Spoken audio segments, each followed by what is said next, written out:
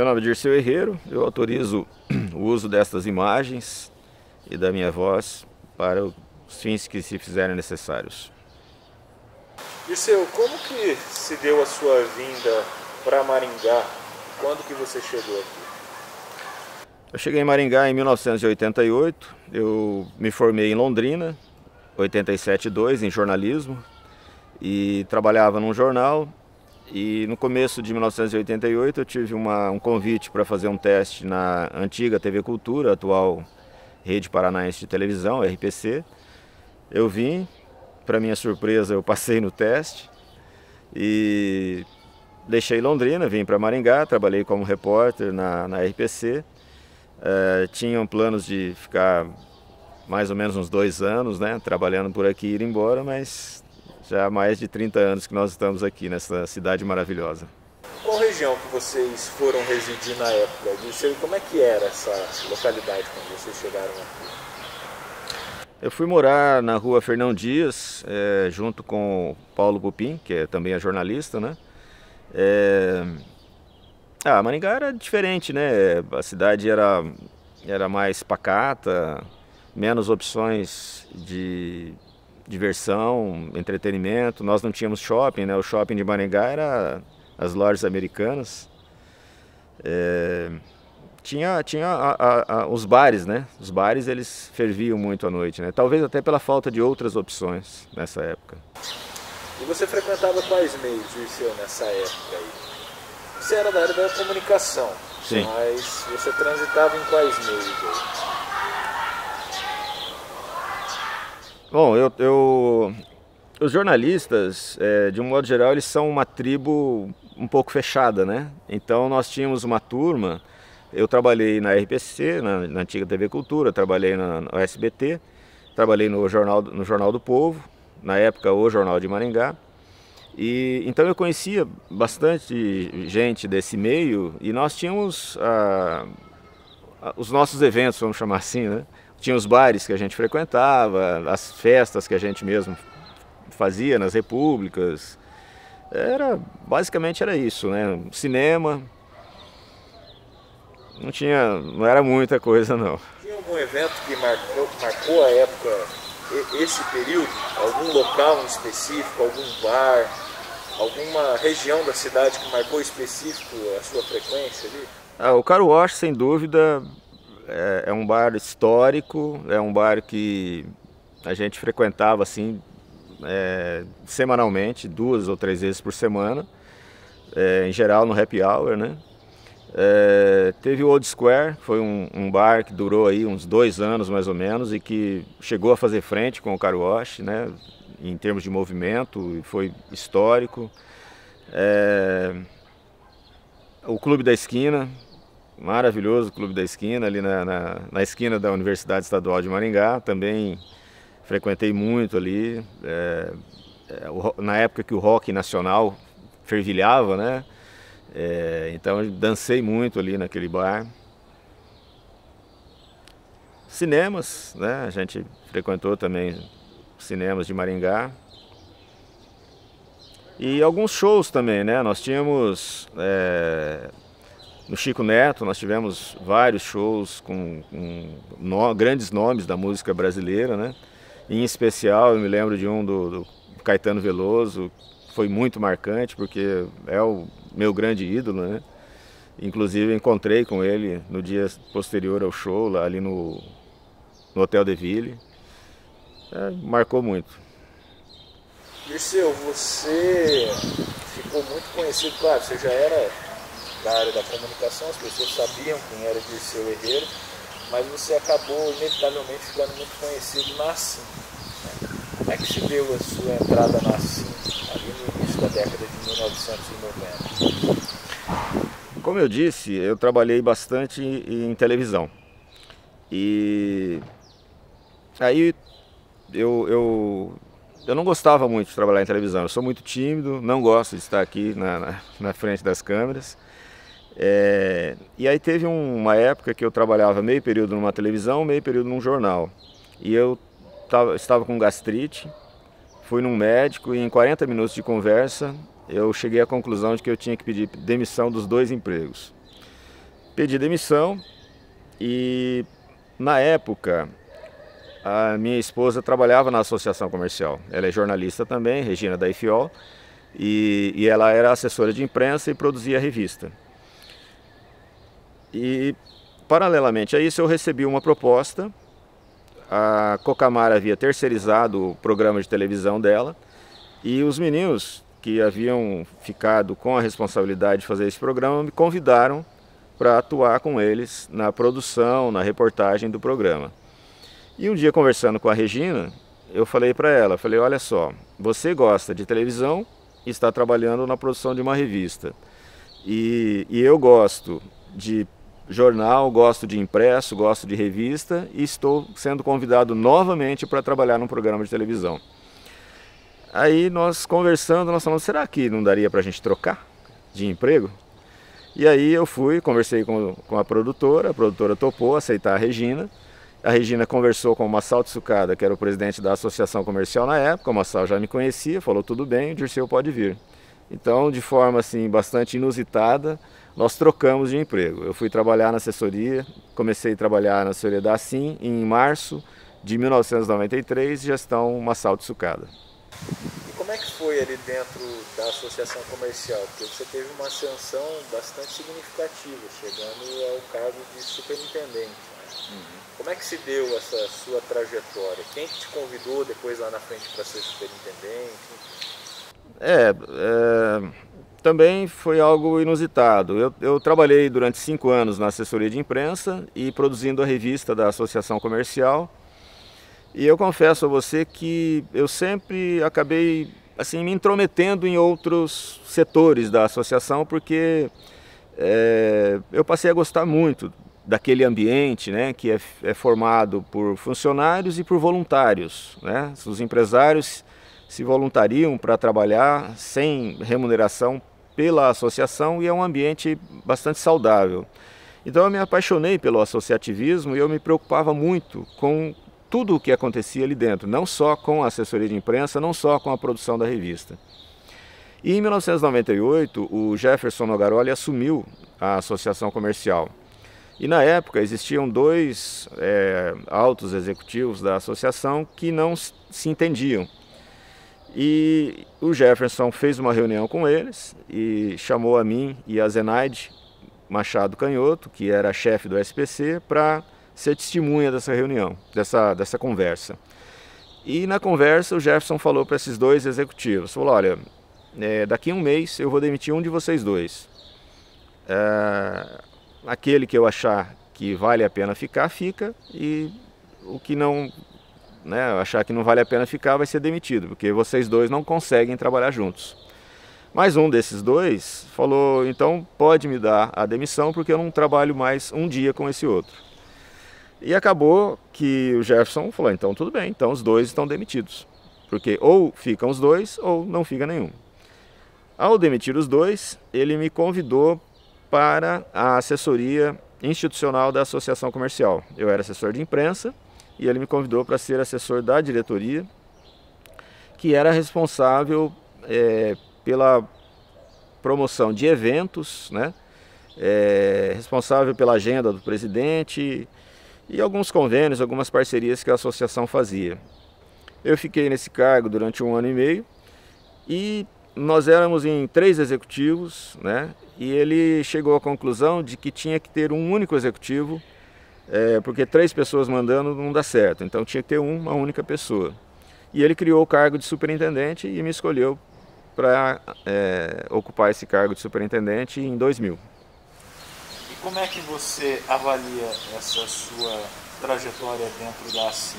Alguns momentos marcantes eu queria que você destacasse. Foram muitos momentos. A associação comercial ela se envolve com a cidade, né? Ela se envolve com quase tudo que acontece nessa cidade. Acredito que em momentos marcantes o projeto Assim Faz História, que o Jefferson criou e que foi talvez assim o responsável pela mudança minha, né, na minha trajetória profissional. Porque ao começar a entrevistar pessoas mais antigas, eu acabei me apaixonando pela história da cidade, né? E que me levou depois a escrever livros. Nós tivemos o lançamento de um cartão de crédito, né, algo no início desse milênio, algo assim quase que é uma coisa rara, né? Você ter um cartão regional, cartão de crédito regional, mas nós lançamos um cartão de crédito e foi muito bacana assim, participar desse processo, né, de comunicação desse cartão para a população.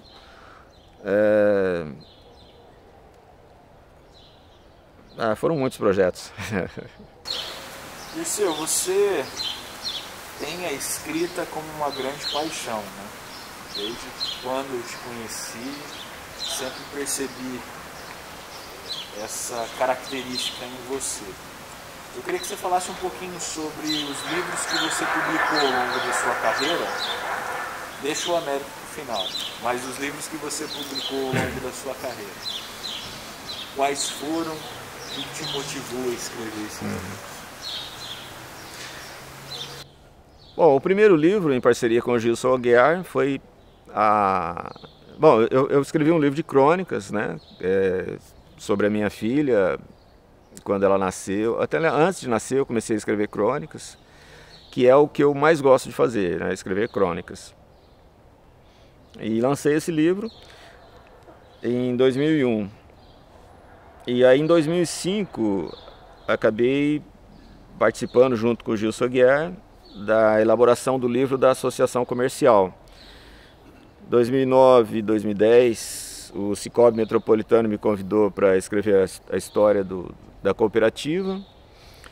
2012 o Cicobi Paraná, né? O Cicobi também convidou para escrever. E eu acho que foi ali que decolou, né, essa produção de livros aí. Eu acredito assim, esses livros de empresas, eles não têm uma carga de emoção grande, né? É lógico que escrever o livro do Cicobi foi um prazer, né, tanto o Metropolitano quanto o Paraná, porque é muito bom ouvir os voluntários, as pessoas que sonham, né, em fazer algo pela comunidade. Então foi muito gratificante, mas eu prefiro os livros de pessoas, né? Então foi um prazer muito grande escrever a biografia do Laurindo Cordioli, que é um empresário, que foi caminhoneiro. Então eu gosto de escrever de escrever a história da pessoa, né? Quando ela era criança, a juventude, os sonhos. Ouvir todos esses detalhes para mim é um prazer muito grande, né? E a gente consegue isso quando a gente escreve a biografia de uma pessoa, né? Porque quando você escreve a biografia de uma empresa, não dá para você entrar nesses detalhes. Então o livro do Laurindo e da professora Adelaide Colombari também foi muito gratificante. É uma história muito forte, uma mulher forte, sabe? Agora a gente deve lançar o livro do João Preis. Também foi uma delícia escrever o livro do João Preis, ouvir as histórias da infância dele em Santa Catarina. E eu me transporto muito para essa época, né? Conforme a pessoa conta, vai passando um filme na minha cabeça. É como se eu visse aquela pessoa naquelas situações que ela descreve. E como é que você desenvolve? Qual que é a sua metodologia de trabalho? Você ouve primeiro o biografado, depois você vai ouvir pessoas próximas a ele, e como é que você traduz isso no livro? Ou cada livro você trabalha de uma maneira? Eu diria que cada livro tem a sua história, né? Mas o ideal sempre é ouvir o entrevistado e a partir dele ir ouvindo os personagens que rodeiam ele, né? que rodearam ele um dia.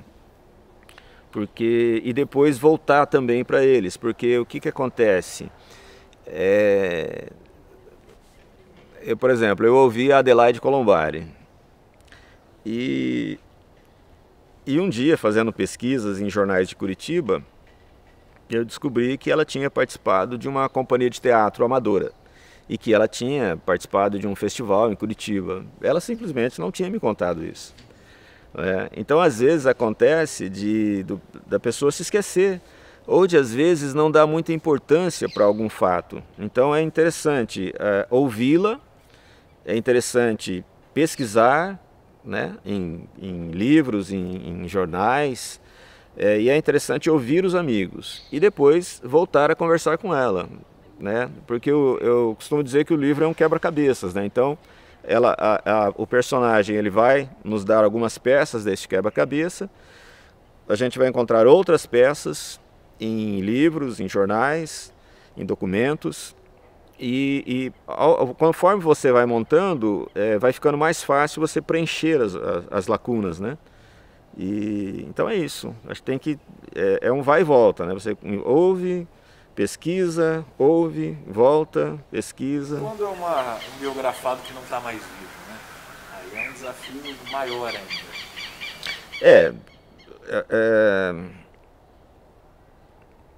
E dá uma vontade de ouvir, sabe? E quando é um biografado, uma pessoa assim, por exemplo, que viveu, aí você fala, puxa vida, eu encontrei com ele, eu podia ter entrevistado ele, eu podia ter perguntado isso para ele. Perdi a oportunidade, né? É meio frustrante, mas tem um lado bom que você está reconstruindo a história de alguém que não está mais aqui e que muita gente não conhece, né? O Américo, por exemplo, principalmente os mais jovens, quando eu falo que eu escrevi a história do Américo, eu tenho que dizer quem foi o Américo. E não é dizer simplesmente que foi um prefeito de Maringá, né? Ele tem grandes histórias em volta dele. E essas histórias, elas acabam se perdendo com o tempo. Eu acredito, se eu pudesse, eu pararia uma pessoa na rua, sentaria com ela, um desconhecido, e ouviria a história dela e escreveria um livro. Eu acho que todas as pessoas, elas têm histórias interessantes, elas têm algo de bom para contar. Elas têm algo de inusitado, elas têm experiências interessantes que elas podem passar para outras pessoas. Infelizmente, a gente acaba escrevendo a história das grandes personalidades, né? Dirceu, você junto com o Ayrton Donizete de Oliveira escreveram um livro bastante importante da nossa história, que é a saga do Caboclo Violeiro, que trata da biografia do Américo Dias Ferraz. Por que retratar esse personagem? Quando nós criamos e desenvolvemos o projeto Assim Faz História, na Associação Comercial e Industrial de Maringá, hoje empresarial de Maringá, e nós entrevistamos, junto com o Gilson Aguiar, nós entrevistamos os ex-presidentes da Associação Comercial, presidentes dos anos 50, 60, 70, né, de toda... E principalmente esses presidentes dos anos 50 e 60, eles falaram muito sobre o Américo, né? A Associação Comercial ela foi criada na primeira gestão municipal de Maringá, quando teve alguns problemas com impostos, né? Já é uma outra história, que era o Inocente Villanova, o prefeito. E quando o Américo foi prefeito, também aconteceram alguns problemas relacionados a impostos. Então, esses presidentes, eles contaram algumas histórias do Américo e eu me apaixonei pela história dele. E a partir dali, tudo que caía na minha mão sobre o Américo, eu fui guardando. E até que em 2016, se não me engano, eu coloquei o livro na Lei Rouanet, e eu estava com 7 livros ao mesmo tempo, na época, e eu vi que eu não conseguiria desenvolver esse livro em pouco tempo, né? Então eu convidei o Ayrton Donizete de Oliveira para participar desse projeto comigo, que foi uma escolha muito acertada, né? Ele foi um parceiro fantástico na produção do livro. Dirceu, entrando um pouquinho então na história do Américo em si, eu queria que você falasse para nós um pouquinho quem foi o Américo antes de se transformar no prefeito municipal, no nosso segundo prefeito. Quem foi o Américo antes das eleições? Vamos dizer assim, o Américo foi uma daquelas pessoas quase anônimas, né? Ele nasceu em Grisema, Minas Gerais. A família dele se mudou para Presidente Bernardes, no interior de São Paulo. E ele sempre trabalhando ali na agricultura, né, no café, de uma forma muito simples, vendendo produtos hortifrutigranjeiros. E na época, muita gente do interior de São Paulo veio, né, para o Novo Eldorado, que era o norte do Paraná. E alguns amigos e familiares do Américo e da esposa dele vieram para Maringá. E muito provavelmente, a gente não conseguiu ninguém que falasse exatamente como foi, mas ele deve ter recebido o convite porque era a terra prometida, né? E então ele veio para Maringá e ele começou, segundo relatos, a trabalhar com a venda. Ele vendia frango na rua, vendia banana. Então a produção, né, que se tinha no entorno de Maringá, ele acabava trazendo para a cidade para vender. E no interior de São Paulo tinha muito café, e ele já tinha trabalhado um pouco com essa questão do café, e acho que ele conhecia um pouco sobre café, e ele, dizem até que ele pegou um empréstimo com o Ângelo Planas para comprar uma quantidade de café e revender. E ele começou a fazer isso, até que chegou um momento que ele tinha uma grande quantidade de café e o preço disparou, e com isso ele ganhou muito dinheiro. Mas antes disso era uma pessoa, assim, sempre foi muito simples, falante, né? Ele era sedutor, apesar de ser analfabeto, de ser do campo, mas ele era uma pessoa sedutora, que gostava de contar história, gostava de contar piada, que ria bastante. Era uma pessoa comum, né, como qualquer outra. Esse fato dele ser muito brincalhão, eu cheguei a ouvir de muitas pessoas que eu entrevistei. Essa característica dele de ser muito brincalhão, você usou o termo sedutor, né? Fazia que ele fosse um vendedor nato, porque a gente parece que quase enxerga ele como um vendedor nas fotos, né? Como é que você interpreta ele, do seu ponto de vista comercial? Eu acredito nisso, ele passava credibilidade. E o café, os produtores de café são pessoas simples, e elas precisam acreditar, né, na pessoa que está levando o seu café, que vai vender o seu café. E eu acho que ele conseguia, ele tinha essa credibilidade, na base da brincadeira, do bom humor. Ele ia convencendo as pessoas de que ele era uma pessoa de confiança, né? E o vendedor, ele tem isso, ele tem que ter empatia. Se ele não tiver empatia, não adianta. E eu acredito que o Américo, assim, por todos os relatos que nós ouvimos, ele tinha muita empatia. Uma coisa que é interessante, que por mais que o Américo tenha chegado em Maringá no final da década de 1940, quando ele fica rico, como um proprietário de máquina de café, ele não instala a máquina de café dele no Maringá Novo, ele mantém no Maringá Velho. Por que você acha que isso aconteceu? Vocês conseguiram mapear isso na pesquisa? Não chegamos a entrar nesses detalhes. Mas eu acredito que o Américo, ele era muito simples. E talvez ali, ele já talvez até ficasse claro que ele não compactuava muito com a Companhia Melhoramentos Norte do Paraná. Porque no final dos anos 40, quando a companhia funda a cidade de Maringá, passa a existir uma rixa entre Maringá e Maringá Velho, né? Por quê? Porque muitos comerciantes, eles estavam estabelecidos ali no Maringá Velho, e eles teriam que investir dinheiro para comprar um imóvel no Maringá Novo. Eles já tinham uma freguesia consolidada ali no Maringá Velho, então teria que criar novos hábitos.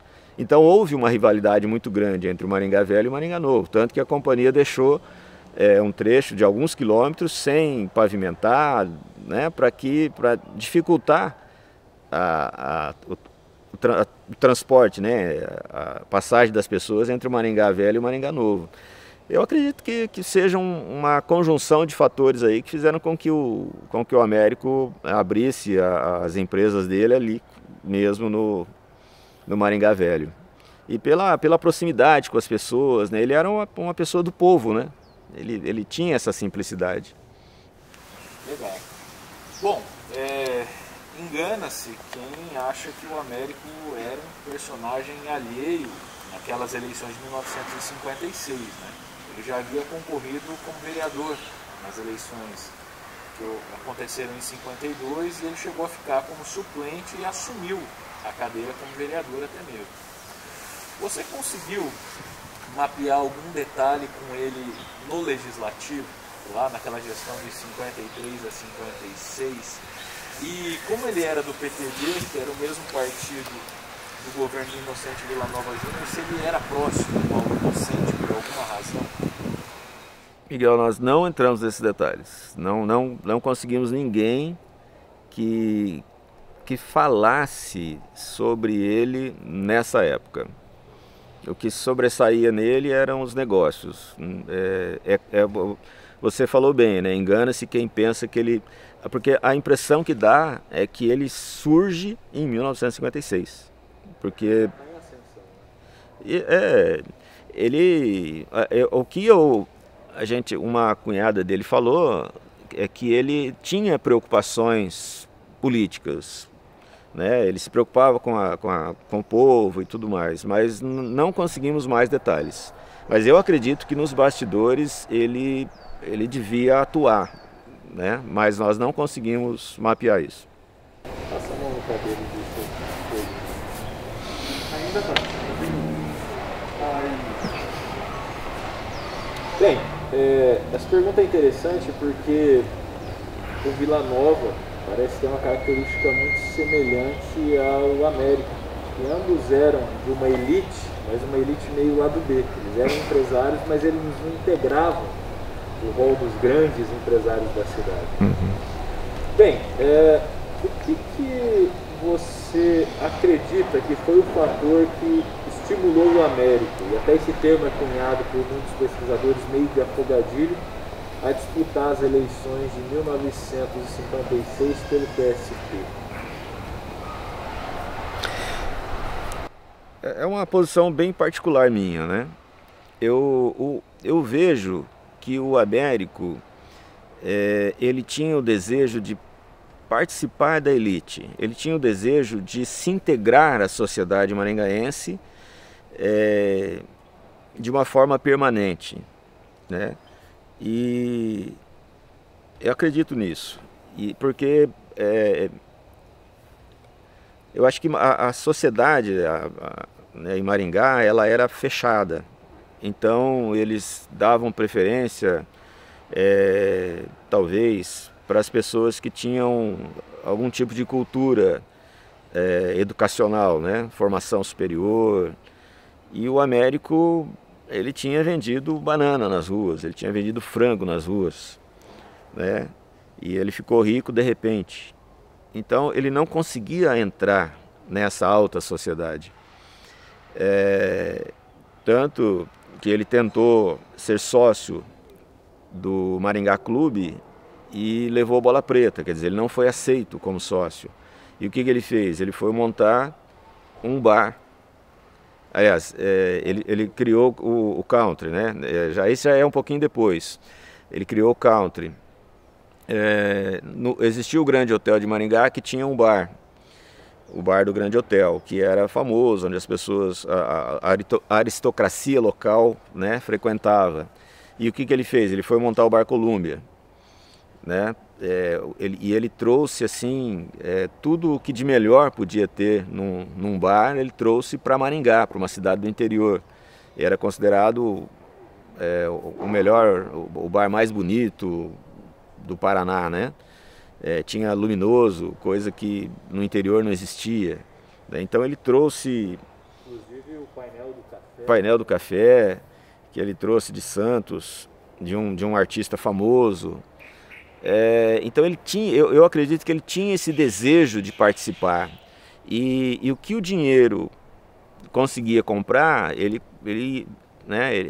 realizava. Então no Bar Colômbia ele era o cara, porque ele era o dono, né? E eu acredito que uma das maneiras dele tentar chegar nessa alta sociedade foi sendo prefeito da cidade. João Laércio, ele tem uma teoria bem interessante, que ele diz que, e eu queria saber se você chegou a mapear isso também, que a máquina de café do Américo expelia muita fuligem pelo Maringá Velho. E o Ângelo Planas disse que se vencesse aquelas eleições de 56, um dos atos dele seria fechar a máquina de café. E o Américo, então, para salvar o negócio dele, concorreu. Você chegou a ouvir alguma coisa nesse sentido? Não, eu me lembro do João Laércio falando sobre isso, mas nós não conseguimos nada que comprovasse essa teoria dele. Bem, o título do seu livro, A Saga do Caboclo Violeiro, faz alusão à estratégia que o Américo construiu durante a campanha eleitoral dele naquelas eleições de 56. Eu queria que você falasse um pouquinho, como é que foi essa campanha que o Américo fez lá em 56, que acabou tirando ele lá da rabeira e fazendo com que ele vencesse as eleições.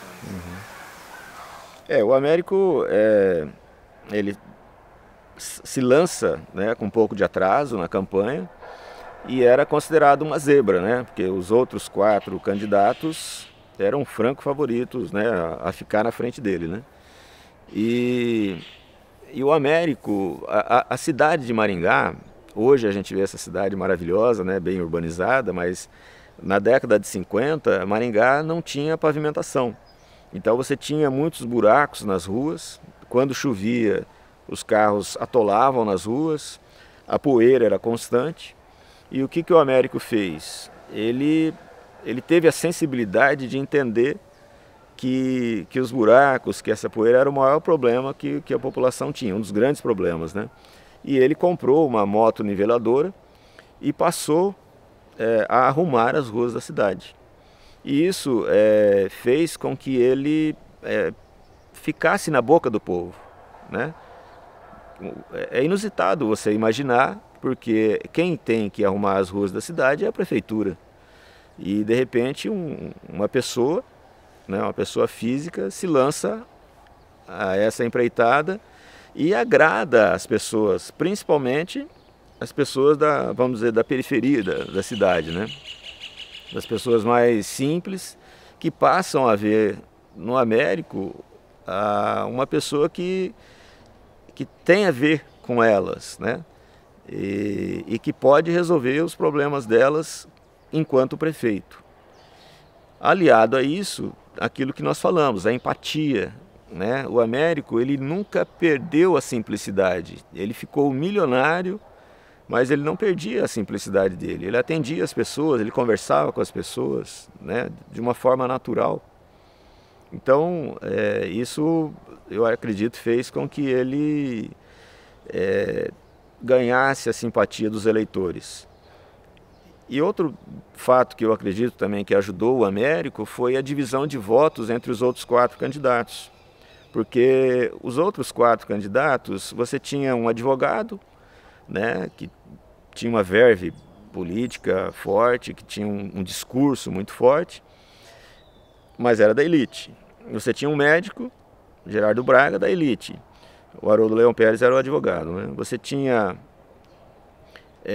outro empresário, que era o Ângelo Planas, dono da Casa Planeta, que você citou, também da elite. E tinha o Otávio Periotto, que era um empresário, né? Tinha uma indústria de bebidas, que também era da elite. Então o Américo, ele surge como a única figura, vamos dizer assim, popular contra a aristocracia. Então a divisão de votos, acredito que tenha ajudado ele a ficar em primeiro lugar naquelas eleições. Você acha que o Américo sentiu algum tipo de pressão dos adversários ou não? Ele sempre foi uma pessoa muito segura, porque tudo que a gente lê sobre a campanha dele, ele sempre pareceu ser uma pessoa segura do que estava fazendo, não parecia se preocupar muito com os adversários. Ou não, você acha que era um personagem que ele vestia naquele momento, ele tinha receio? É difícil falar, né? Tanto tempo depois, mas eu acredito que para o Américo, se ele não fosse prefeito, a vida dele não ia mudar tanto, né? Ele era milionário, e ele poderia, ficando conhecido, ser candidato a deputado depois, né? Eu acho que ele devia ter esse desejo, né? Esse desejo, como eu falei, de fazer parte da sociedade e tudo mais. Mas se ele não fosse eleito, qual o problema? Agora, os outros candidatos, principalmente o Ângelo Plana já havia sido candidato anteriormente. Ele tinha esse desejo muito forte de ser, né, prefeito. O Haroldo Leão Pérez também era um político que queria ser. Então, eu acho que dos 5 candidatos, o que tinha menos compromisso seria ele, vamos dizer, né? Mas, logicamente, que ele entrou de cabeça na campanha. Então, a gente pega também a rixa que ele teve com o Aníbal Goulart. O Aníbal Goulart, o jornal, era proprietário do jornal O Dia e começou a falar mal do Américo. Então o Américo, segundo dizem, né, segundo relatos, ele manda os jagunços quebrarem o jornal, invadirem e quebrarem as máquinas do jornal. Eu acho que esse significa que ele realmente tinha preocupação e que ele tinha preocupação com a imagem e com a candidatura dele. Senão, talvez ele não tivesse feito isso. Tem também um elemento muito importante da disputa desse período eleitoral. Você citou a moto niveladora que o Américo traz, a Caterpillar, faz todo o trabalho pela cidade, inclusive sendo aprovado pelo próprio Inocente, né? Porque ele precisava pedir autorização para o prefeito para estruturar e executar as benfeitorias pela cidade. Mas tem o fato também de sempre no final do dia ele trazer violeiros, duplas sertanejas para se apresentar, e aproveitava aquele símbolo da máquina niveladora, moto niveladora, e se conectar com as massas da sociedade. Você acha que o Américo, ele sabia que ele tinha noção que ele era uma pessoa simples, mas você acha que ele sabia que ele conseguia se conectar com as classes sociais, operárias ali, para tentar vencer da mesma maneira que o Inocente venceu lá atrás? Ou essa estratégia com o caboclo violeiro, que ele trazia as pessoas para tocar violão, era muito mais um movimento efêmero dele, que ele achava que era aquilo que deveria ser feito? Eu acredito que ele lançou mão do dinheiro que ele tinha para vencer as eleições. Né? Que candidato que tem condições de comprar uma máquina niveladora? Imagino que naquela época essa máquina devia custar uma fortuna. Trazê-la para Maringá, né? Só o transporte dela devia ser uma fortuna. Contratar essas duplas também, você tem que ter dinheiro, você tem que ter cacife, né? E ele tinha, então ele se propôs a um objetivo que era chegar à prefeitura, e ele lançou mão daquilo que ele tinha em mãos para chegar na prefeitura. Quer dizer, ele foi mais uma pessoa que atuou com uma sensibilidade do que fazer, mas ele tinha dinheiro para executar, não foi muito uma estratégia bem organizada para essa finalidade. Eu acredito que não, eu acredito que ele não tinha uma equipe de marketing, sabe? Acho que naquela época nem existia muito isso, né? Mas eu acredito que ele não tinha pessoas, né? É lógico que tinha uma certa sensibilidade na equipe dele, né? Eu me lembrei agora de uma professora que ela veio do interior de São Paulo e lá ela ouviu um jingle de campanha, né? E ela, quando chegou aqui em Maringá, ela se apaixonou pela figura do Américo e ela fez uns versinhos. E aí ela usou a música dessa campanha do interior de São Paulo com os versos que ela criou. E um dia, num comício, ela cantou para uma amiga, ela estava junto com uma amiga e ela cantou em voz alta esse jingle. E alguém da campanha do Américo ouviu e imediatamente chamou essa professora e comprou os direitos de usar esse jingle na campanha do Américo. Você lembra como é que era? Não. Mas está no livro, a gente pode depois ler. Tá bom. Bom, o Américo, ele protagonizou episódios muito interessantes da nossa história, e talvez o de maior destaque seja o atentado que ele sofreu nas vésperas do Natal de 1956. Eu queria que você contasse um pouquinho sobre esse atentado que foi promovido pelo Aníbal Goulart contra ele, que começa ali na barbearia Líder e depois vai terminar com um incêndio lá na casa do Aníbal Goulart. Uhum. Como eu disse, as rusgas entre o Américo e o Aníbal, elas começaram durante a campanha, né? E um falando mal do outro. O Aníbal tinha o jornal O Dia na mão, usava o jornal para falar mal do Américo. E durante essa rixa, o Aníbal, a família dele administrava o matadouro municipal.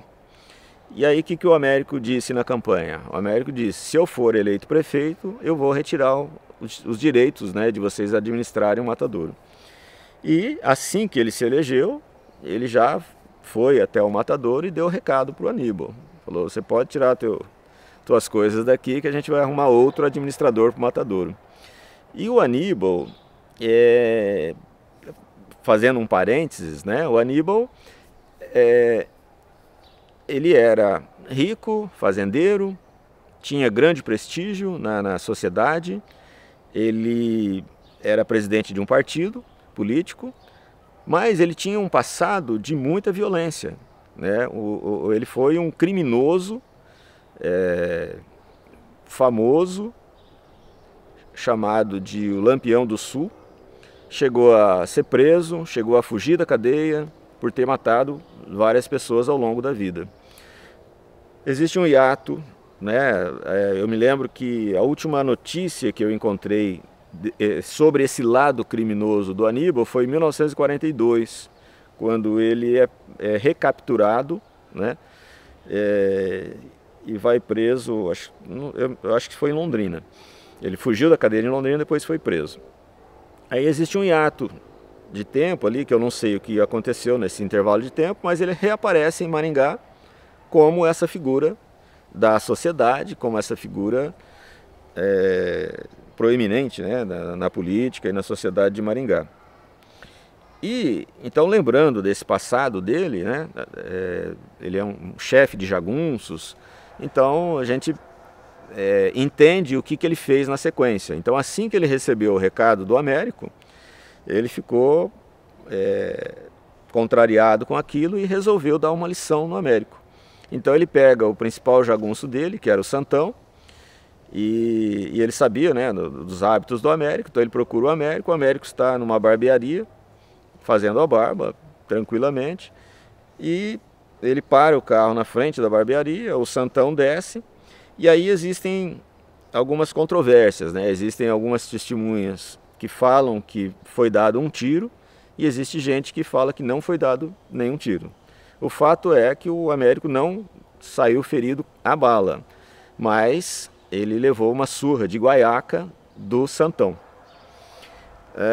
Na sequência, né, o Santão dá a surra e ele e o Aníbal fogem do local. E nisso, algumas pessoas já presenciaram, porque a barbearia fica bem no centro da cidade, né? Presenciaram o fato, aí já vem uma emissora de rádio noticiar o fato, e a população, se a gente imaginar, alguns dias atrás, a população tinha carregado nos braços o Américo após a vitória dele. Ele tinha oferecido um grande churrasco na empresa dele para a população. Então ele estava naquele momento de graça, né, junto à população, né? A população adorava ele. E a população ficou muito revoltada com aquilo, e alguém deu a ideia, né, de incendiar a casa do Aníbal, que era também muito próxima ali àquela barbearia. E imediatamente alguém já arruma um galão de gasolina e eles vão até a casa do Aníbal. E na casa o Aníbal não estava, porque o Aníbal fugiu, né, para alguma fazenda, mas a esposa dele, a Dirce Aguiar Maia, que foi a primeira professora de Maringá, estava na casa junto com o irmão, com os filhos, mas a população não quis saber, entrou na casa, começou a quebrar tudo e começou a jogar combustível ali para atear fogo. E realmente, né, o fogo consumiu a casa, né, as pessoas tiraram a Dirce Aguiar de lá, os filhos, o irmão, e o fogo consumiu a casa. E a partir dali o Aníbal, ele virou um fugitivo e acabou indo para Curitiba, né? E levou a família para Curitiba para morar lá. E de certa forma, você acredita que esse fato fortaleceu o Américo logo no primeiro ano da gestão dele? Porque, quer dizer, a população disse, nós queremos defender o prefeito com unhas e dentes, e foi e defendeu. Fortaleceu ele, esse fato, no início da gestão dele?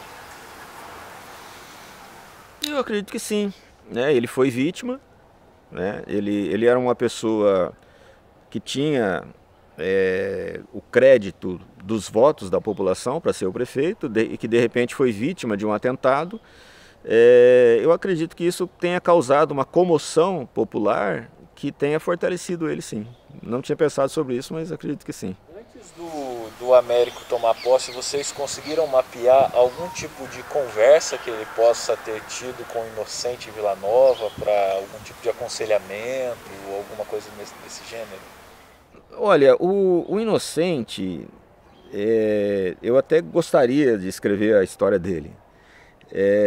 Porque ele também tem algumas verossimilhanças, né? Como você mesmo falou, que ele também foi eleito sem o apoio da elite, né? Ele brigou com a companhia Melhoramentos e ele brigou muito com a Câmara Municipal também.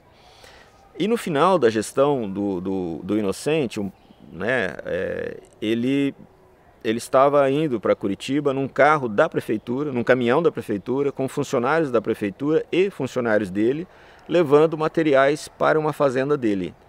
E no caminho ele teve um acidente. Quando morreu, eu não me lembro agora, mas acho que 2 pessoas, se não me engano, morreram nesse acidente. Eu acredito, não fiz pesquisa, mas até se houver a possibilidade eu quero fazer uma pesquisa. Eu acredito que a partir dali ele meio que abandonou a vida política. Porque você imagina, né? Porque eu vi essa notícia em um jornal e eu procurei em outros jornais e não achei mais nada sobre isso. Então, na minha cabeça, o que eu imagino? O Inocente, ele brigava muito com a Câmara. A Câmara tinha tentado caçar ele e ele sempre defendendo na justiça. Então eu imagino o seguinte, que a oposição deve ter chegado para ele e falado, olha, esse fato que aconteceu, a partir dele a gente pode caçar você. Então, ou você some do cenário político, ou nós vamos caçar você. Então, eu não sei, e eu ouvi também, informalmente, alguém dizendo que ele ficou muito mal depois desse fato. Então eu acredito que o final da gestão do Inocente, ele já não tinha essa pegada política, ele já não queria mais saber de política. Tanto que depois que ele depois que ele sai da prefeitura, ele desaparece. Senhor, passa a mão aqui que tem uma folhinha aí. E é legal que você falou agora do Inocente, e se o Américo ele teve um embate com o Aníbal Goulart Maia, o Inocente pelo contrário, ele era próximo ao Aníbal, porque o Aníbal vai entrincheirar a prefeitura para evitar que as pessoas o tirem do cargo, né? Sim. Esse é um fato curioso, né? Os empresários, eles estavam revoltados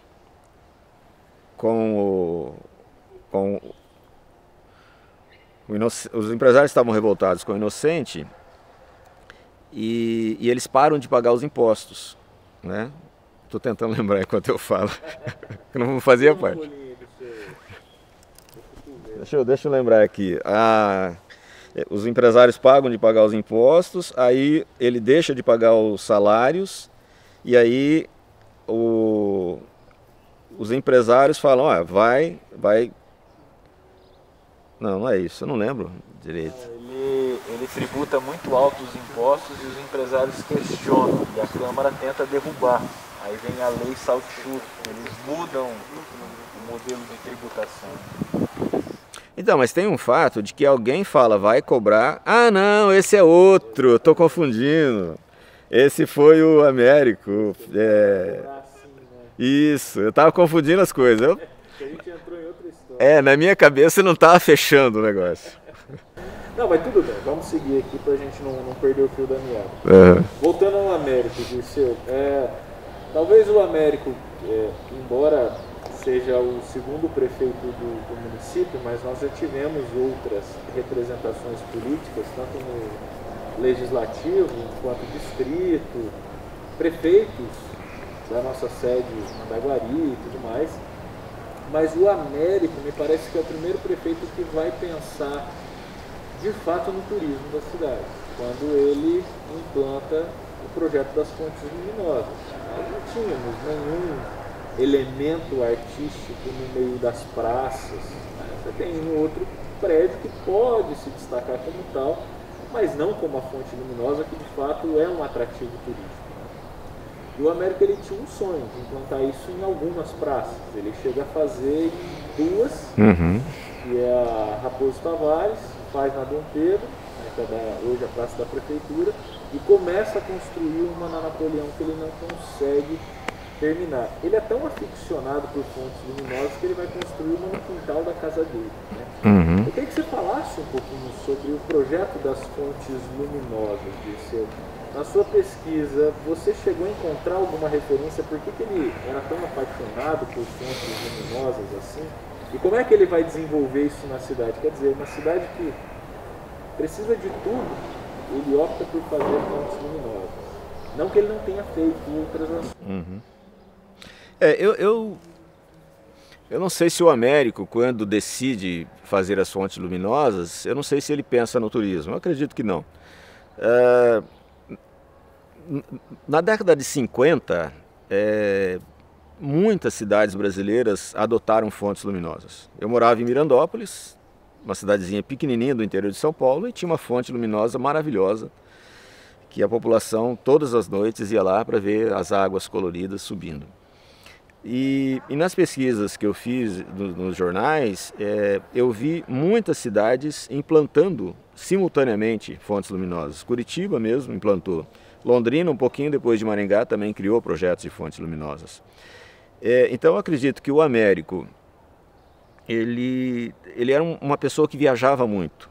Então eu acredito que ele deva ter visto fonte luminosa em alguma dessas cidades que ele foi e se encantou com a fonte luminosa. Tanto que ele faz, né, coloca uma fonte luminosa no quintal da casa dele e cria esse projeto para fontes luminosas na cidade de Maringá.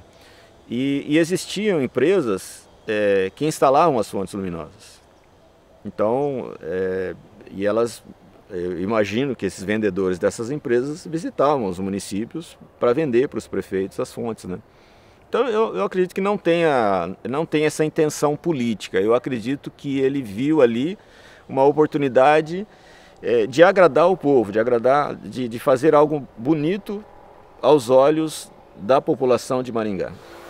Mas de fato a fonte luminosa se transformou num grande atrativo, né? Ele, prevendo ou não, se transformou num grande atrativo. Sim, virou cartão postal, as pessoas vinham da região para ver a fonte luminosa, né? E de alguma forma acabavam gastando na cidade e se encantando com a cidade, né? Foi algo, eu vejo como algo muito positivo para a cidade, porque não dá para você pensar apenas em obras estruturais, né? Você tem que pensar nos olhos das pessoas, na satisfação, na qualidade de vida. E o belo, ele tem essa característica de nos encantar e de nos deixar mais de bem com a vida, né? Um fato bastante curioso, que a pessoa de Gênesis ali, é a inauguração da fonte, né? Ela acontece ali nas comemorações dos 10 anos de Maringá. O Américo, enquanto prefeito, junto com a companhia, realizam as festividades dos 10 anos da cidade e acaba acontecendo um acidente dentro dessas festividades. Eu queria que você falasse um pouquinho sobre esse acidente da Força Aérea Brasileira que acontece naquele ciclo dos 10 anos de Maringá. Esses 10 anos, eles foram tratados, assim, essas comemorações foram tratadas com muito carinho pelo Américo, né? Ele criou vários vários eventos, né, para comemorar o aniversário da cidade. E esses eventos, principalmente a Esquadrilha da Fumaça, atraíram milhares de pessoas para o centro da cidade. E infelizmente, um desses, os aviões da Esquadrilha da Fumaça, acabou se acidentando, né? Ele bateu no mastro da bandeira da praça e acabou caindo na estação ferroviária, e a tragédia é que morreram os dois pilotos, né? E isso, digamos que tirou todo o brilho daqueles eventos, né? Dos 10 anos de aniversário da cidade. Bem, o Américo, quando a gente olha a gestão dele como prefeito, ele me parece que ele teve uma gestão muito potente até 1959. Ele executou muitos projetos pela cidade, como por exemplo a construção de escolas, a sede do Corpo de Bombeiros e tudo mais. Eu queria que você destacasse, Dirceu, algumas dessas obras que ele executou ao longo da gestão dele como prefeito, que você acha as de maior relevância para a cidade. O Américo, ele ficou muito famoso pelo lado folclórico dele, né? As Fontes Luminosas, ela é citada às vezes muito jocosamente pelas pessoas, né? Quando na realidade foi uma obra importante também. Mas ele teve outras obras muito importantes, apesar de toda do posicionamento da Câmara Municipal, que não aprovava muitos dos projetos dele, né, que era contra o Américo. Apesar disso, apesar de muitos empresários não pagarem os impostos, teve muitas conquistas. Eu me lembro da pavimentação, né, no centro de Maringá. Na questão da educação, ele construiu várias escolas, ele fez concurso para a contratação de professores, materiais escolares também. Na questão da água, ele construiu poços artesianos na cidade. Teve o projeto da nova rodoviária de Maringá, que ele destinou a área, ele criou o projeto, ele contratou uma empresa que depois acabou falindo. Por isso a rodoviária foi finalizada na gestão João Paulino, mas foi ele que deu início ao projeto. Ele criou o Código de Postura do município, que foi importantíssimo para dar um direcionamento para onde a cidade poderia crescer, e na gestão dele foram aprovados 2 novos bairros, né, para a cidade. Teve bastante obras que não vem à memória agora. Legal.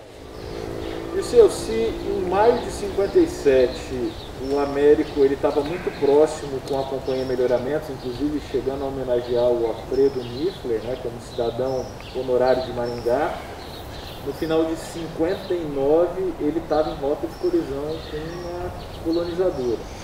Houve um embate bem grande entre o Herman Moraes Barros, que questionava o modo de gestão do prefeito. E, em retaliação, o Américo ordenou que o bosque de essências nativas fosse dizimado, fosse retirado da então praça da rodoviária Praça Napoleão Moreira da Silva.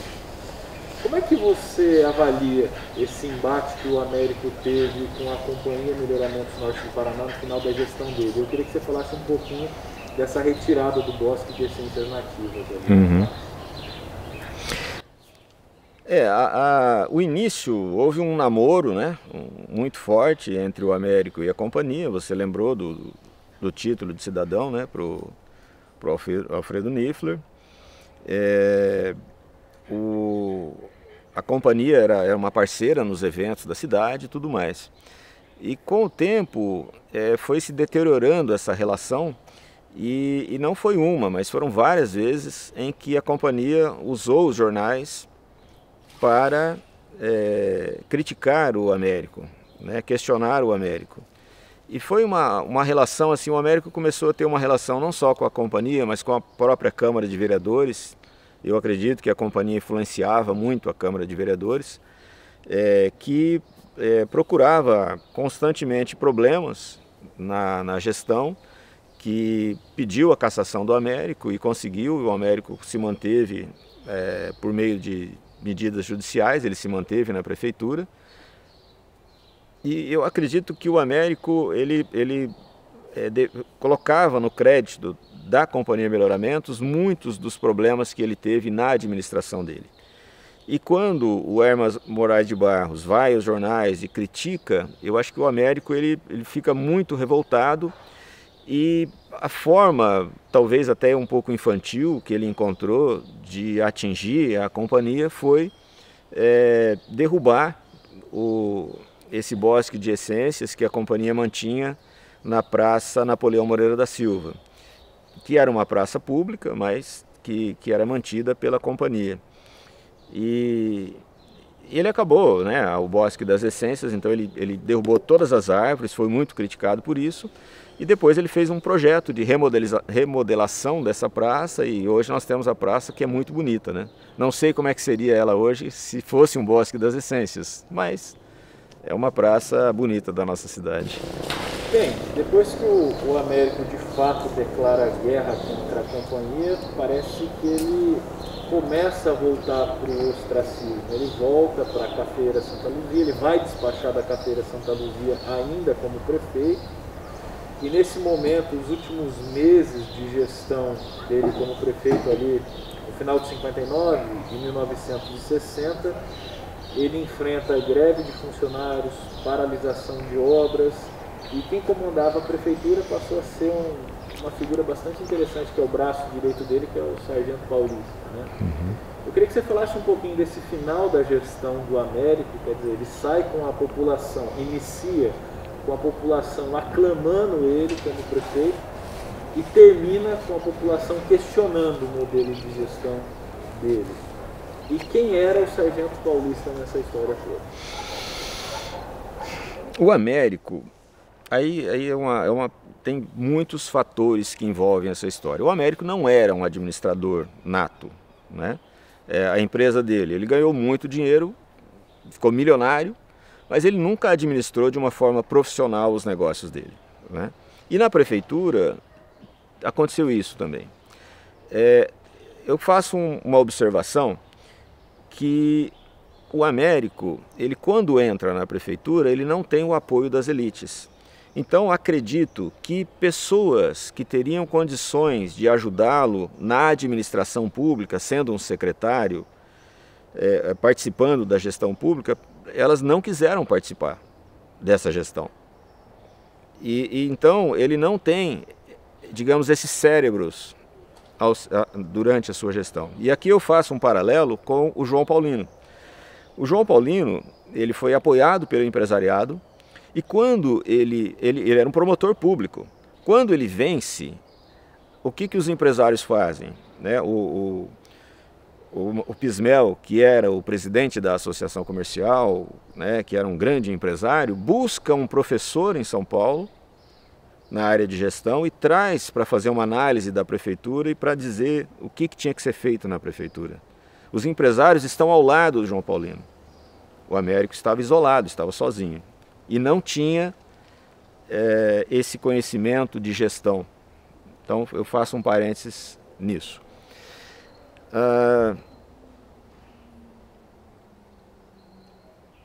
Deu um branco agora, voltando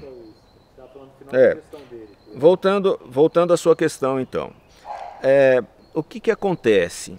O Américo, ele lida com o café. E o café entra em crise. Existe uma superprodução de café a partir de 1957, os preços caem e o Américo tem uma grande quantidade de café na mão. Então, a partir dali, eu acredito que por volta de 1958, ele se volta um pouco mais para a empresa. E a coisa vai aumentando, quer dizer, a fortuna dele eu acredito que esteja caindo. Para e passo, a família dele se mudou para São Paulo. Por que a família do Américo se mudou para São Paulo? Porque o Américo tem uma filha que tem uma doença grave e ela é tratada em São Paulo. Então a família prefere morar em São Paulo e tratar dessa filha lá. Além disso, aquele evento que nós falamos do Américo contra o Aníbal Goulart, depois que o Aníbal vai embora para Curitiba, o Aníbal volta para Maringá um ano depois e com uma metralhadora ele atira para o alto, ele diz que vai matar o Américo e tudo mais. E a família do Américo, ainda morando em Maringá, tem medo. Tem medo de que, de alguma forma, os filhos dele sejam atingidos. Então, somando isso à doença da filha, então a família se muda para São Paulo. Algumas pessoas dizem, e a gente não conseguiu comprovar isso, que o Américo já tinha planos de se mudar para São Paulo também ele, né? E morar com a família lá e ter negócios lá. E ele teria, inclusive, comprado um imóvel em São Paulo, né? E começou a investir lá em São Paulo. Então, a gente não consegue comprovar isso, mas ao que tudo indica, o Américo, nesse final de gestão, a cabeça dele estava um pouco aqui, mas muito em São Paulo. Então ele realmente, vamos dizer assim, ele terceiriza a administração da prefeitura para esse sargento paulista, que nós pesquisamos muito e não conseguimos encontrar detalhes da vida desse sargento paulista. E o Américo, ele é muito criticado por isso. Só que, como eu disse, ele não é um gestor. E na própria empresa dele, existem N fatos que comprovam que ele não era, ele agia por impulso, ele agia pelo sentimento, então ele ajudou funcionários. Eu me lembro de um episódio que um funcionário pede demissão porque estava brigando com outro e tal. Ele, não, fique, ele vai um dia, ele compra um Jeep para esse funcionário. Então, não era um gestor. E aí, aliado a todas essas questões, a todo esse cenário que eu coloquei, realmente a prefeitura, ela ficou num segundo plano, no final da gestão do Américo. Você acha que nesse momento, no final da gestão do Américo, ou você encontrou algum tipo de documento que comprove que as entidades de classe, como a associação comercial, pressionavam a prefeitura e o Américo para retomar atividades, ou não? Já esperavam que o Américo saísse logo e elegesse um novo prefeito, porque já não tinha mais nenhum tipo de relação com aquele gestor da época? Não, a relação acabou, né? A relação dele com os empresários, com a companhia, com a Câmara Municipal, não existia mais no final da gestão dele. E eu acredito que a oposição depositou as fichas na destituição do Américo, né? E ele lutou na justiça para conseguir se manter até o final da gestão dele na prefeitura. Então eu acho que não existia essa... E talvez até, vamos dizer assim, se eles conseguissem convencer o Américo a realizar obras, talvez isso desse fôlego, de repente até para ele se candidatar. Então, as fichas que a oposição depositou foram na destituição dele enquanto prefeito.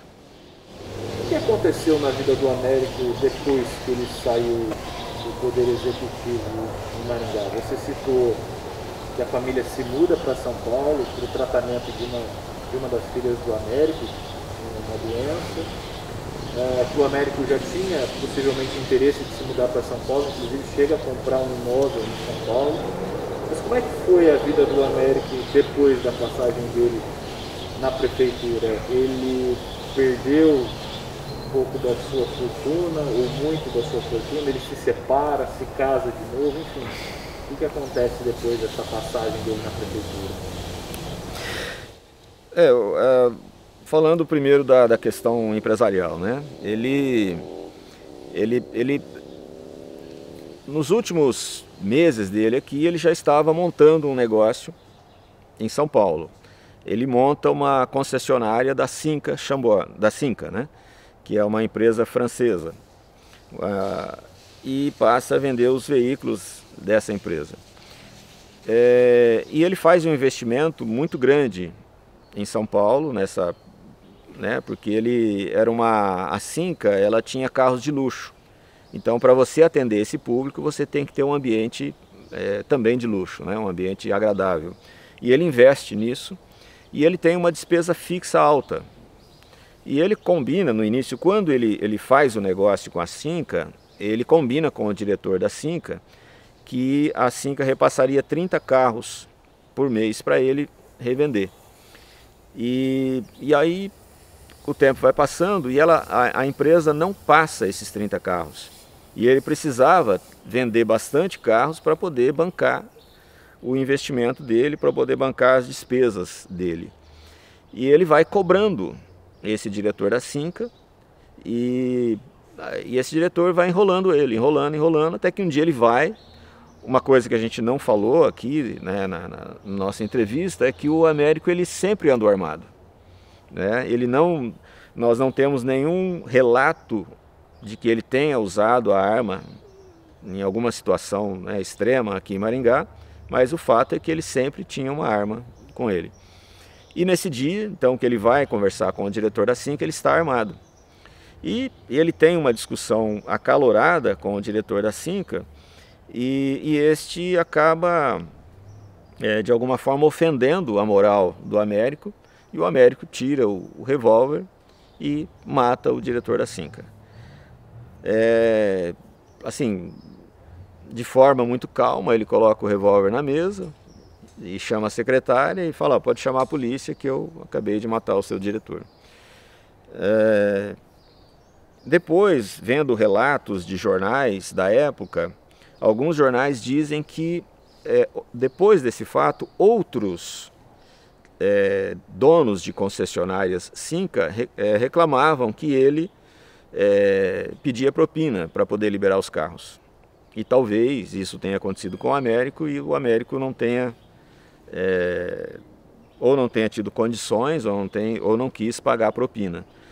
O fato é que o Américo tinha perdido muito dinheiro e esse era o negócio da vida dele. Estimulado o Américo a abrir uma concessionária, quer dizer, sair de proprietário de máquina de café e mudar completamente o negócio que ele conhecia bem para ter uma concessionária de veículos. São dois fatores. Primeiro, o café estava em baixa, né? O café estava sendo queimado pelo governo nos barracões do IBC Brasil afora. Então ele não via mais perspectiva de ganhar dinheiro com o café. E segundo, a gente tem que se lembrar que ele era um vendedor nato. E ele, nessas viagens, ele acabou conhecendo pessoas, conhecendo esse lado luxuoso da vida, né? Então o Cinca Chambord era o carro da época, né? E então era um grande negócio você vender automóveis, vender o Cinca, né? E qual cidade que foi que ele comprou? São Bernardo do Campo. Ele tinha alguma relação com São Bernardo do Campo? Qual que era a relação dele com São Bernardo do Campo? Cara, eu não lembro agora. A namorada dele era de lá, não era? Você vai falar sobre isso? Vou chegar lá. É a única relação que eu vejo. Tem um detalhe. São Bernardo do Campo, ela foi o berço das montadoras de São Paulo. Então eu acredito que nessa época a cidade já começava a ficar conhecida como o berço do automobilismo no Brasil. Então esse é um fator. E um segundo fator, vamos dizer assim, pode estar relacionado, não se sabe, à vida amorosa do Américo.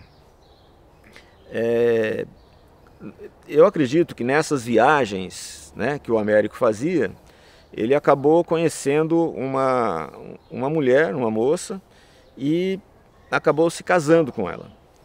Nós não temos em nenhum momento nenhum registro de que houve uma separação do Américo da Maria Doná.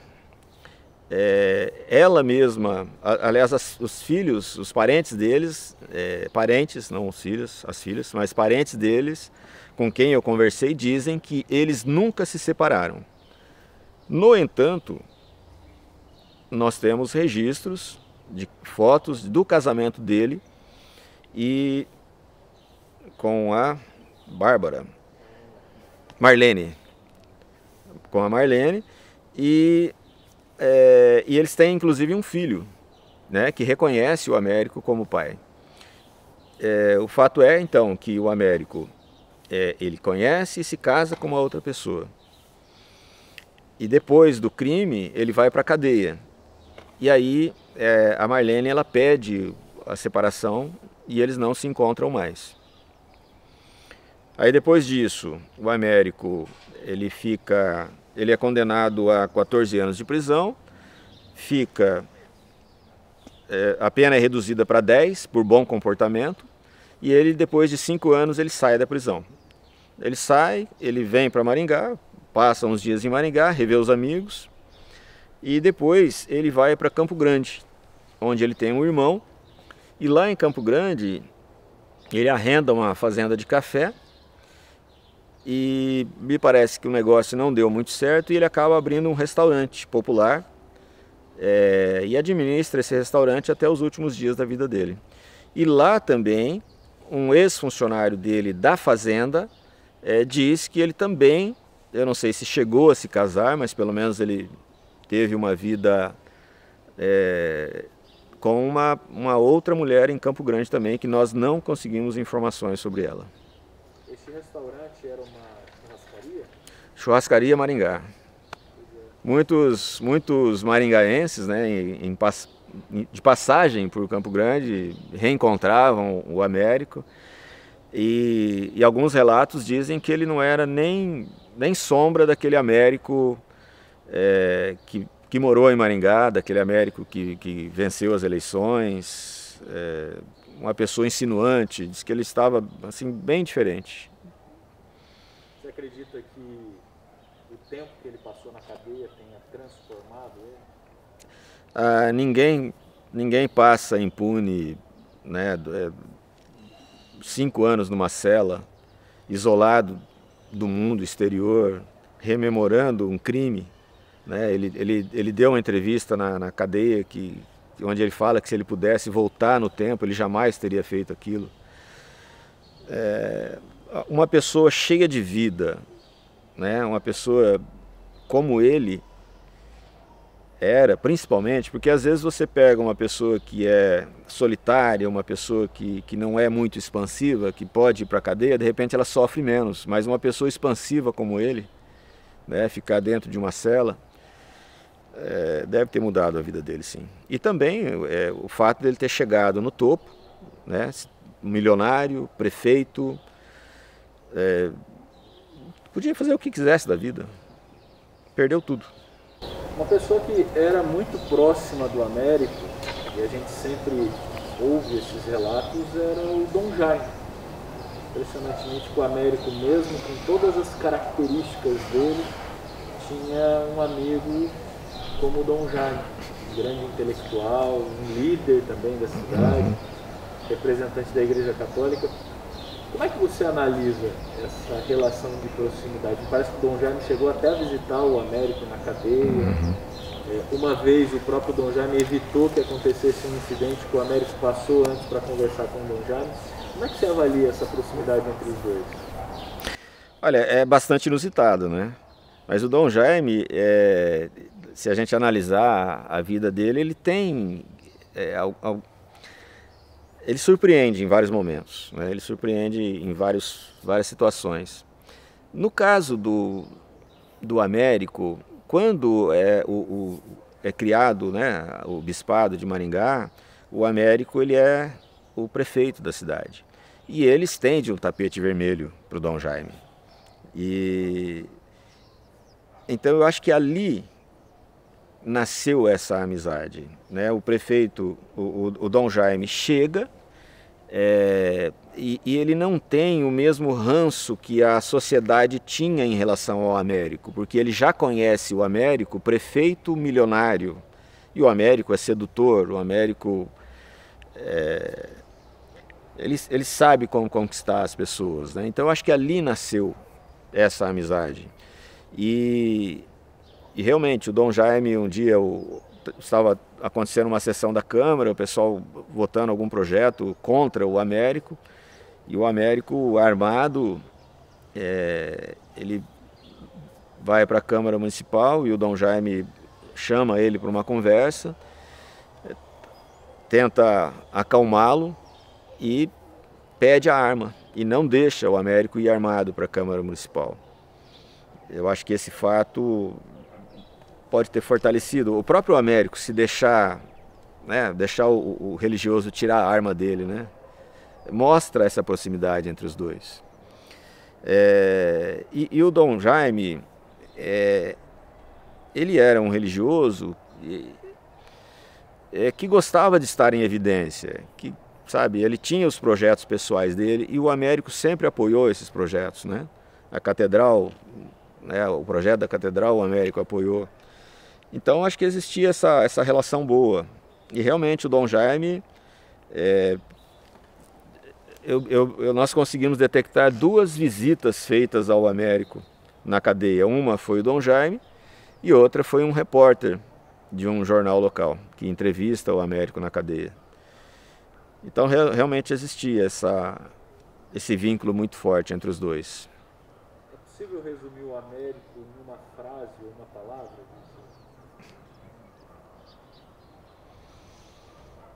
Eu acho que a gente usou uma palavra, porque o Américo, na essência, era um sedutor. Ele muda com o tempo, mas digamos que ao longo, uma boa parte da vida dele, eu acredito que talvez até esse dia fatídico em São Bernardo do Campo, em que ele atira no diretor da Cinca, eu acho que ali morria um sedutor. Um sedutor, uma pessoa que soube usar a sedução dele para ficar milionário, para convencer os agricultores a confiar nele, para entregar o café na mão dele, os cereais, o arroz, que soube seduzir o eleitorado para votar nele, né? Que realizou um grande festival de cinema, a gente acabou não falando sobre isso, mas ele realizou um festival nacional de cinema, né? E eu acredito que ele tenha usado também o seu poder de sedução ali junto ao Renato Celidônio, que era uma figura bastante conhecida, que gostava de cinema, que tinha ações de uma determinada companhia da época. Então ele deve ter usado esse poder de sedução para realizar esse grande festival de cinema numa cidade do interior, né, no meio do mato aqui que era a nossa região naquela época. Vieram grandes artistas para cá, diretores de cinema. Usou esse lado sedutor dele quando conquistou essa segunda esposa, a Marlene. Então acho que era um sedutor. Legal. Dirceu, já encerrando aqui, de modo geral, qual prefeito da nossa história que você poderia destacar como o que teve maior impacto como figura pública e também como realizações do município? Conhecendo a nossa história como você conhece, você destacaria qual deles? Miguel, às vezes as pessoas comparam o Pelé com o Messi. E a gente tem que levar em consideração, ao fazer uma comparação dessa, que são épocas diferentes, que são, né, existe toda uma realidade diferente, né, em que cada um se destacou. Eu acho que comparar prefeitos, a gente incorre também nesse problema, né, de que as condições em que cada um foi prefeito foi diferente uma da outra. É lógico, você tem um senso comum na cidade. João Paulino foi o grande prefeito e quem se aproxima dele é Adriano Valente. João Paulino na primeira gestão, né? E eu não me atreveria a falar qual foi o melhor, qual foi o pior, né? O que eu posso dizer é que existe esse senso comum de colocar o João Paulino como um grande prefeito, e aí a gente tem que levar em consideração que ele é um prefeito apoiado pela elite, ele é um prefeito que vem... Essa elite, ela desconstrói as duas primeiras gestões do município. Então, a comparação do João Paulino com as duas primeiras gestões, ela acaba transformando ele num herói da cidade, né? Mas se a gente olhar a quantidade de obras, realmente, o João Paulino fez muitas obras, Adriano Valente fez muitas obras, mas Ricardo Barros também fez muitas obras, Saíde Ferreira fez muitas obras, o PT, né, o José Cláudio não teve tantas condições, porque ele pegou uma cidade deteriorada, né, financeiramente, pelo Jairo Gianotto, mas fez algumas obras importantes. Silvio Barros, nos 8 anos que ficou, fez obras importantes também. O atual prefeito Ulisses Maia tem feito obras importantes. Eu acredito que assim... Quer dizer, todos têm a sua importância. Todos, sabe? Mesmo você pega lá o Inocente Villanova, poxa, o Inocente pega uma cidade que era um distrito, que tinha uma subprefeitura, que era uma casinha simples no centro da cidade, não tinha maquinário, não tinha nada. Ele começou do zero. Teve sua importância, né? Com certeza. Dirceu, tem algum fato curioso que a gente não falou que você queria destacar aí do América, que de repente passou batido ou não? Claro, sempre alguma coisa vai ficar para trás. Tá, mas alguma coisa que você gostaria de ter falado?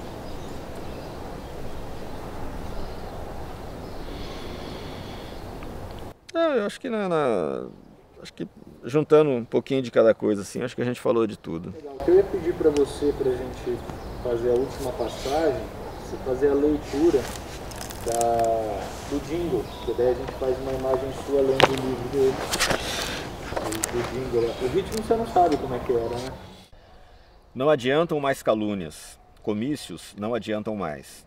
O povo já se decidiu, é com o Américo e ninguém mais. Tramaram muitas mentiras infames.